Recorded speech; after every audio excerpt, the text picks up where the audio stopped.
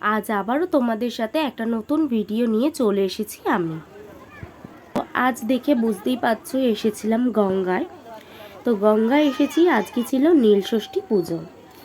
তো প্রতি বাঙালিদের ঘরে ঘরে সন্তানের মঙ্গল কামনায় মায়েরা এই নির্জলা নীলষষ্ঠী পুজোটা করে। প্রতি বছরের সংক্রান্তির আগের দিন পালিত হয় এই নীলষষ্ঠী পুজো। আমার শাশুড়ি মা এবছর গায়ে উপোস আছে। গঙ্গায় যাওয়ার কোনো পরিকল্পনাই ছিল না।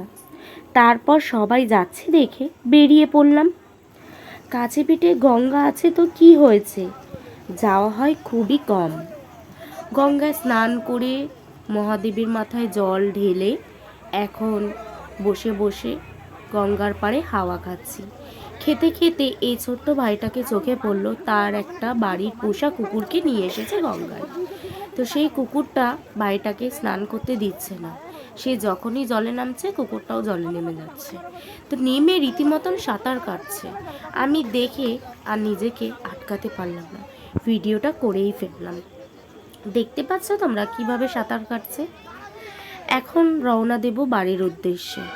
গরমও পড়েছে ভীষণ। ট্রেনের অপেক্ষায়, ট্রেনের পাত্তা নেই, পেলাম এই বরফগুলো। গাড়ির খবর হয়ে গেছে, এক্ষুনি চলে আসবে ট্রেন। আজকের মতন এই পর্যন্ত।